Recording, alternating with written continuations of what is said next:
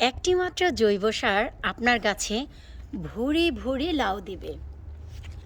আনগনা লাউ যাকে বলা হয়, যত দূর চোখ যাবে তত দূর লাউ থাকবে।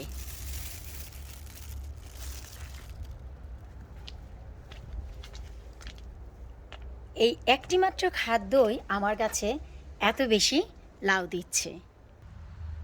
টব ভরে বেগুন দিবে, যত দূর দেখতে পাবেন শুধু বেগুনই দেখতে পাবেন। প্রতিটি গাছে মনের মতন বেগুন আসবে। প্রাণ খোলা করলা দিবে, যা কিনা খেয়ে শেষ করতে পারবেন না, একেবারেই না।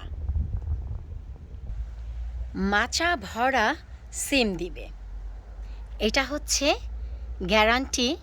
যেই জৈব সারটি আপনাদের সাথে শেয়ার করব, আশা রাখছি মনের মতো সিম থেকে শুরু করে করলা, লাউ, মিষ্টি কুমড়া, টমেটো, কাঁচামরিচ, মোট কথা হচ্ছে গাছের জন্য খুবই উপকারী একটি খাদ্য।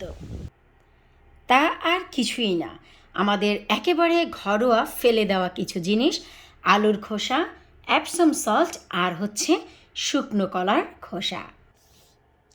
হ্যালো এভরিওয়ান, আসসালামু আলাইকুম। কেমন আছেন আপনারা সবাই? আলহামদুলিল্লাহ, আমি তো অনেক ভালো আছি, কারণ আমার গাছে আবারও নতুন করে লাউয়ের জার্নি শুরু হয়েছে।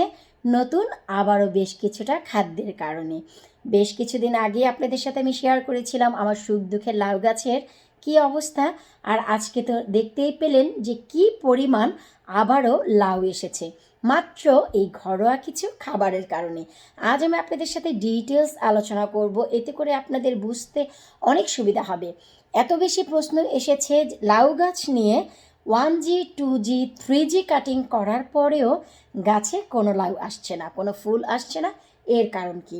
এর কারণ ভাই আমি আপনাদের বলছি, এখন আপনারা যদি ছেলে মেয়েকে রেগুলার ওয়েতে লালন পালন করেন, রেগুলার বেসিসেই বড় হবে, নর্মাল স্কুলে যাবে, লেখাপড়া করবে, চাকরিজীবী হবে, বিয়ে শাদি করবে, ছেলে মেয়ে হবে, নাতিপুতি হবে, দাদা দাদি হবে, বুড়া হব, ঠুল্লুস করে মরে যাব।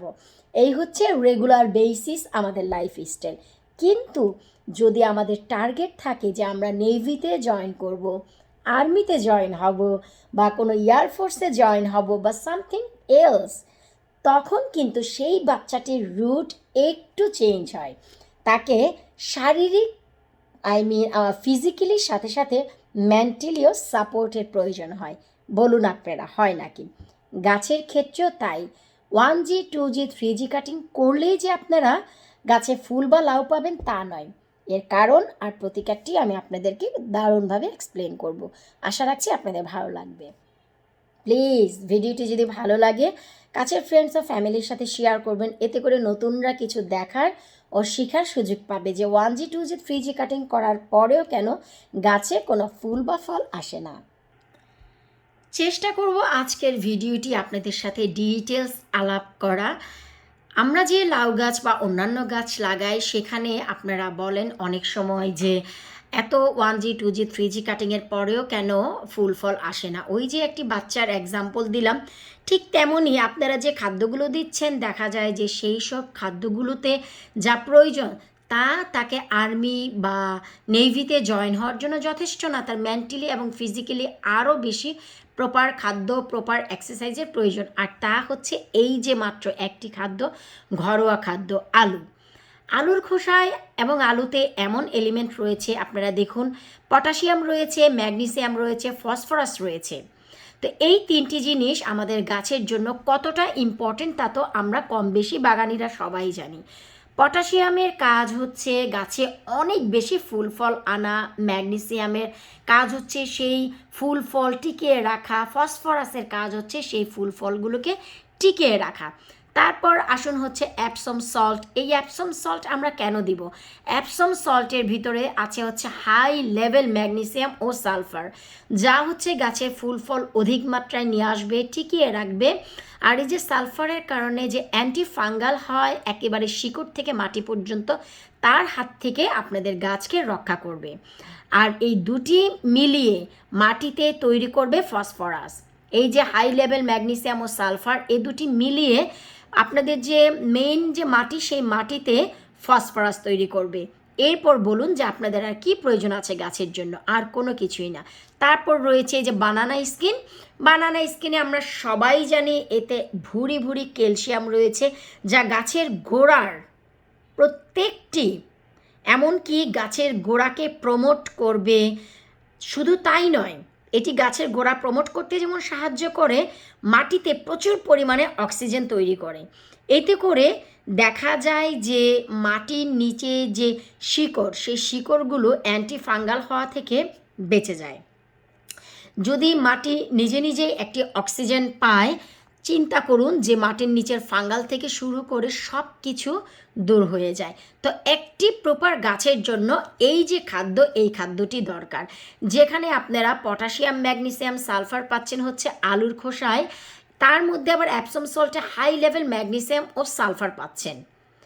তো আলুর খোসাতে কিন্তু প্রচুর পরিমাণে ফসফরাসও পাচ্ছেন, যেটা আমি বললাম যে পটাশিয়াম, ম্যাগনেসিয়াম, ফসফরাস পাচ্ছেন।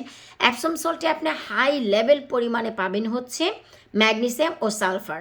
আর তার উপর কলার খোসা, প্রচুর পরিমাণে পটাশিয়াম পাবেন, আর সাথে পাবেন ক্যালসিয়াম, যা কিনা আপনার গাছের গোড়াকে প্রমোট করতে সাহায্য করবে এবং মাটিতে অক্সিজেন দিয়ে আপনার গাছকে হেলদি করতে অনেক বেশি সহায়ক হবে। এবার আপনারাই বলুন যে কারা কারা লাউ গাছে এই খাদ্যটি ব্যবহার করেছেন। আমি কিন্তু এর আগে আপনাদের সাথে শেয়ার করেছি, আমার সিম গাছে অলরেডি এই সারটি আমি ব্যবহার করেছি, কলার খোসা, যার কারণে আমার কিন্তু ভাই মাচা ভরে গেছে সিম দিয়ে, মনে ভীষণ খুশি। তাছাড়া মনের মতো করলাও এসেছে। আমি কিন্তু শুধু এই জৈব সারই ব্যবহার করি। সো যাদের এই problem 1G 2G 3G cutting করার পরেও গাছে কোনো প্রকারের লাউ বা ফুল আসেনি, ট্রাস্ট মি, আপনারা যদি এই খাদ্যটি ব্যবহার করেন, আপনাদের গাছে ভুরি ভুরি ফুল ফল আসবে।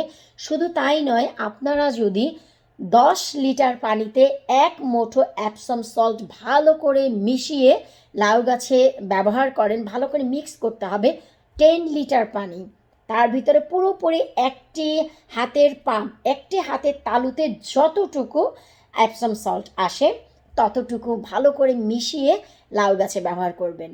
সেই পানিটি পাওয়ার ঠিক 15 থেকে 16 দিনের মাথায় যদি আপনাদের গাছে লাউ বা ফুল না আসে, আপনারা সরাসরি লাবণী কিচেনকে নক করবেন, কেন আসলো না।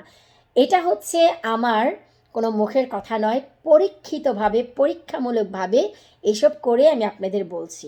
আমি নিজে প্রথম কোনো কিছু অ্যাপ্লাই করি, তাতে যদি কোনো সফলতা আসে তাও শেয়ার করি, এবং কোনো কিছুতে যদি সফলতা না হয় তাও আমি শেয়ার করি। এই যে খাবারগুলো কিভাবে দিবেন, চলুন আমরা তাও আপনাদের সাথে একটু শেয়ার করি। এই যে দেখুন, আমার মিষ্টি কোমরের মাচাটি চমৎকারভাবে বেড়ে উঠেছে। আপনারা কিছুদিন আগেই কিন্তু আমার এই গাছটি দেখেছেন। তো এখন যেহেতু আমার মিষ্টি কোমরের গাছটি বড় হচ্ছে, মাচায় উঠেছে, এখন কিন্তু অধিক মাত্রার ফুল ফল প্রয়োজন আছে। সো শুরুতেই এখন আমি কিভাবে দিচ্ছি আপনাদের একটু দেখিয়ে দিচ্ছি, কারণ হচ্ছে এটি জানাও জরুরি যে কিভাবে দিব। আর আমি যে এই জিনিসটি দিতে যাচ্ছি তা যে আপনাদের অনেক তাকঝাম করে দিতে হবে তা না, আপনারা ঠিক এভাবেও এখানে ফেলে রাখতে পারেন, কোনো সমস্যা নেই। কিন্তু গাছের একটু ভালো ভবিষ্যতের জন্য সপ্তাহে একদিন তো ঠিক এভাবে মাটিগুলোকে আমরা খুঁড়িয়ে দিই, তাই না? তো এখনও আমি তাই করছি। এরপর যে কাজটি করব, আমরা যে অ্যাপসম সল্ট, কলার খোসা নিয়েছি তা আমরা ঠিক এভাবে মাটির উপরে দিয়ে দিব। এটা যে আপনাদের মিশিয়ে দিতে হবে কোনো প্রয়োজন নেই, কিন্তু আপনারা যদি চান মিশিয়েও দিতে পারেন, কোনো সমস্যা নেই। সবগুলো পরিমাণ আমি এখানে দিয়ে দিলাম। আর এই খাবারটি আপনারা সপ্তাহে একদিন আপনাদের গাছে দিতে পারবেন অনায়াসে, কোনো সমস্যা নেই। আমি আপনাদের একটু দেখাচ্ছি, লাউ গাছে কিন্তু আমি গতকালকেই এই যে দেখুন দিয়েছি। আমার গাছের জন্য হচ্ছে ভাই ঘরোয়া জৈব সার, এই যে দেখুন আমি গতকালকেই কিন্তু এই যে দেখুন দিয়েছি আমার মাটির জন্য। সো এগুলো এমনিও দেওয়া যায়, আবার মাটির সাথে যদি চান আপনারা একটু মিক্স করবেন তাও করা যায়, কোনো সমস্যা নেই। তো এই গাছেও কিন্তু ভুরি ভুরি লাউ ভাই চলেই এসেছে। অনেক বেশি ঠান্ডা বাতাস হলেও আজ একটু রোদ উঠেছে, আমার মুখেও হাসি ফুটেছে, কারণ রোদ খুবই জরুরি ছিল। 1 মাস 4 দিন পর আজ একটু গার্ডেনে রোদ উঠেছে, কিন্তু অনেক বেশি ঠান্ডা বাতাসও। জানি না রোদ কতটুকু স্টে করবে, যতটুকুই করে গাছের জন্য অনেক ভালো। তো আশা রাখছি যাদের এই সমস্যা ছিল 1G 2G 3G কাটিং করার পরেও আপনাদের গাছে লাউ আসে না, এই খাদ্যটি ব্যবহার করেন, অবশ্যই চলে আসবে। ট্রাস্ট মি, এই একটি মাত্র খাদ্য আপনার মাচায় ভুরি ভুরি লাউ দিবে, টবে বেগুন দিয়ে ভরিয়ে দিবে, মনের মতো টমেটো পাবেন, মাচা ভরা সিম পাবেন, করলা পাবেন স্বাদ মতো, আর মরিচ পাবেন আনগোনা। Trust me. বিদায় নিচ্ছে আজকের মতো, পরবর্তী ভিডিওতে আবারও দেখা হবে। আল্লাহ হাফেজ।